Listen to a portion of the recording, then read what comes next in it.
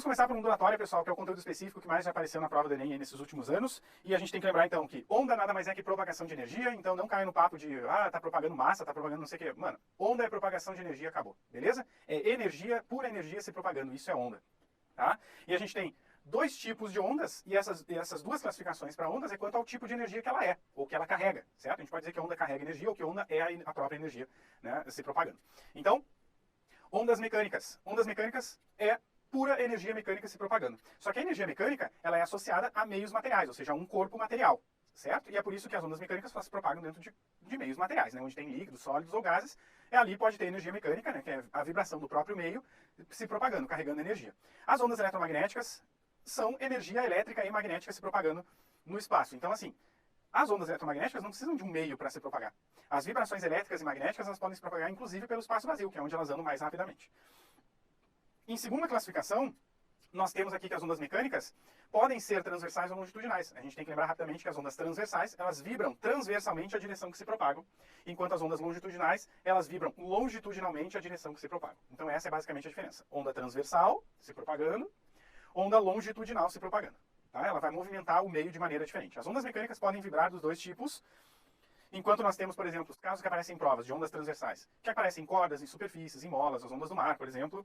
Já as ondas longitudinais, nós temos como principal exemplo as ondas sonoras, que a gente vai revisar aqui também rapidamente.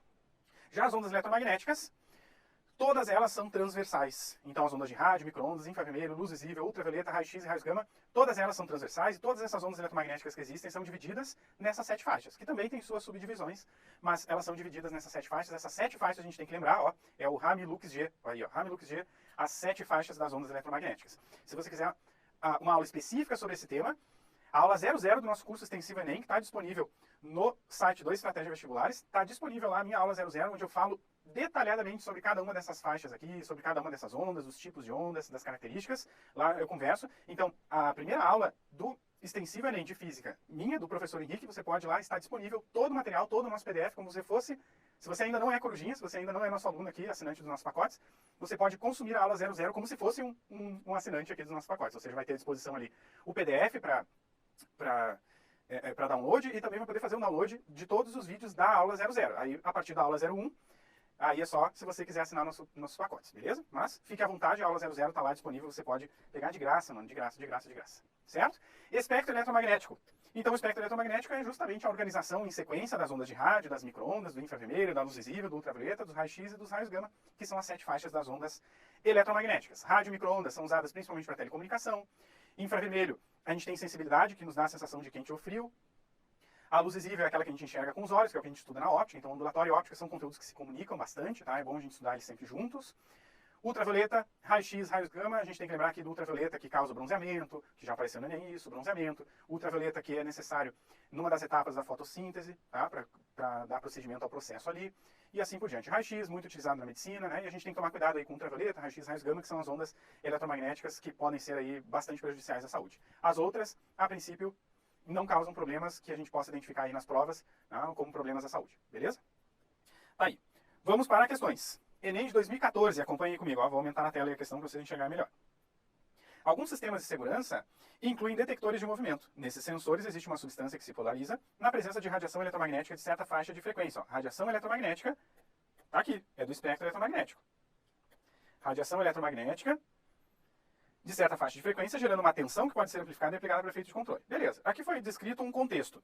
Quando uma pessoa se aproxima desse sistema, a radiação é emitida por seu corpo. Já vou pintar isso. Radiação emitida por seu corpo. Qual é a radiação eletromagnética que o corpo humano emite? E não só o corpo humano. Todos os objetos a temperatura ambiente também emitem. E quanto mais alta é a temperatura de um objeto, mais quantidade dessa radiação ele também emite. E, inclusive, se ele passar aí de 600 graus Celsius aí para cima, ele também começa a emitir luz visível. Tá? Seria pelo processo de incandescência. Qual é a radiação emitida pelo nosso corpo devido à nossa temperatura superficial? Ou seja, o nosso corpo ele brilha. Qual faixa? É essa aí mesmo, a galera já está acertando.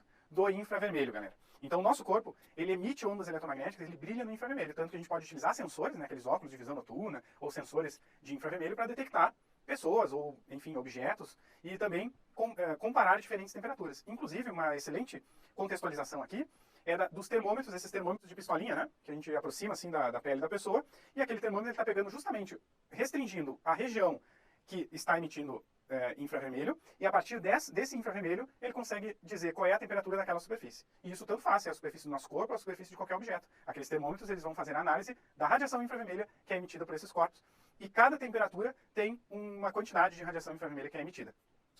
E isso está diretamente relacionado com a temperatura. Então, aquele sensor que está ali dentro desse termômetro, né, de micro-ondas, de infravermelho ali, esse sensor é um sensor parecido com o de câmera fotográfica. Inclusive, câmeras fotográficas utilizam sensores acoplados também de infravermelho para melhorar o contraste eletrônico de imagens, para reconhecer onde tem pessoa e onde não tem. Tá? Então, câmeras também utilizam esses tipos de sensores. Tanto faz medir no pulso ou na cabeça, então, assim, para o termômetro, tanto faz. Porque o termômetro ele vai medir, a gente só precisa ali restringir, né? Se a gente deixar o termômetro longe de qualquer objeto, ele vai pegar uma área grande. Então, ele vai apresentar uma temperatura média ali da região, que é do ar também, de tudo junto. Então a gente precisa aproximar o termômetro da região que a gente quer medir a temperatura.